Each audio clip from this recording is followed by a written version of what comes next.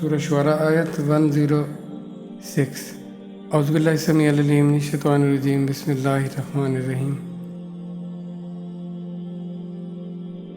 اذ جب قالا کہا لہم انہیں، اخوہم ان کے بھائی، نوح نے، الا کیا نہیں تتقون تم ڈرتے۔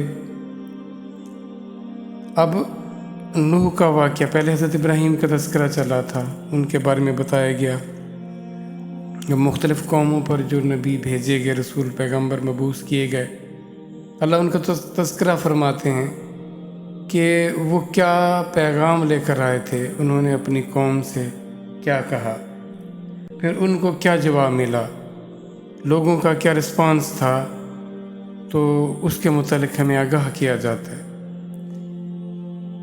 اب جب وہ پیغام لے کر آئے تو پھر اس کی قوم نے ان کے ساتھ کیا کیا۔ پچھلی آیہ میں تھا کہ انہوں نے ان کو جھٹلا دیا، کہ وہ جو پیغام لے کر آئے تھے اس پیغام کو انہوں نے سچ نہ جانا، اہم نہ جانا۔ آیت دیکھیں 107 میں، دیکھیں وہ کیا فرماتے ہیں، انی بے شک میں، لکم تمہارے لیے، رسول پیغمبر، پیغام دے کر بھیجا گیا، امین امانت دار، کہ میں کوئی تمہارے ساتھ کوئی بددیانتی نہیں کر رہا۔ مجھے جو امانت سونپی گئی ہے، جو حق بات دی گئی ہے، پیغام دیا گیا ہے، نصیحت دی گئی ہے، میں تم تک پوری طرح ایمانداری کے ساتھ پہنچانے والا ہوں۔ اس میں میرا کوئی ذاتی عمل دخل نہیں ہے کہ میری کوئی خواہش ہو، میں اس میں کوئی کمی یا بیشی کر رہا ہوں، ایسا ہرگز نہیں ہے۔ جو مجھے جتنا دیا گیا میں وہی تم تک پہنچا رہا ہوں، میں پوری طرح امانت کو تم تک منتقل کر رہا ہوں۔ یہ بات انہوں نے بتائی۔ اچھا، وہ اب یہاں پہ ایک لفظ آیا ہے، اخوہم ان کے بھائی۔ اب دیکھیں یہاں پر بعض دفعہ وہ اپنی کوئی رسول آتا ہے تو اپنی قوم سے، یا قومی ہے، میری قوم کا تذکرہ کرتا ہے۔ اب یہاں پر اللہ فرما رہے ہیں کہ ان کے بھائی۔ اب یہاں پر یہ بات کہی جا سکتی ہے کہ وہ جیسے حضرت نوح کی دیکھیں 950 سال تو انہوں نے پیغام پہنچاتے رہے، اتنی لمبی عمر۔ اب پہلے وقتوں میں جو اوسط عمر ہوا کرتی تھی وہ زیادہ تھی۔ اب ہم کس حال تک پہنچ چکے ہیں دیکھیں، تو جتنی بھی عمر انسان پالے، آخر تو موت ہے نا، مرنا تو ہے نا۔ تو اتنی لمبی عمر میں اب دیکھیں کہ ان کی نسلیں کیسے بڑھتی ہوں گی، کیسے، اور دیکھا جائے تو ان کے بعض دفعہ ایک ہی باپ کی اولاد یا ایک ہی دادا کی آگے نسل اتنی ہوتی ہے کہ وہ پورے کا پورا ایک ایریا یا ایک کمیونٹی وہ انہی کی ہو جاتی ہے۔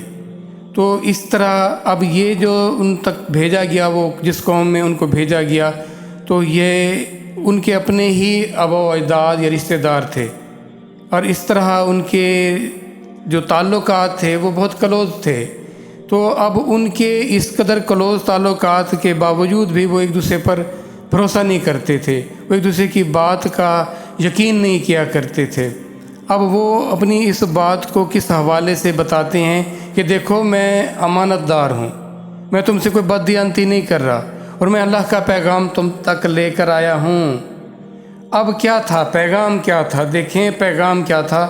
آیت 108 میں دیکھیں، فاتقوا اللہ، تقوی اختیار کرو اللہ سے، یعنی اللہ سے محبت کرو۔ اللہ کی محبت میں تم کسی طرح کسی کو شریک نہ کرو۔ اللہ کی ذات سے جو تمہارا تعلق ہے وہ انتہائی اعلیٰ درجے کا ہونا چاہیے، وہ مقدم ہونا چاہیے، اور اس کے لیے تمہیں کیا کرنا پڑے گا، وَأَطِیعُونَ، اور جو تمہیں میں جیسے کہوں ویسا میرا کہا مانو تو تم تقوی پر آ جاؤ گے، اللہ سے اس خوبصورت تعلق پر آ جاؤ گے۔ اب یہ تقوی کتنا اہم ہے، کتنا لازم ہے۔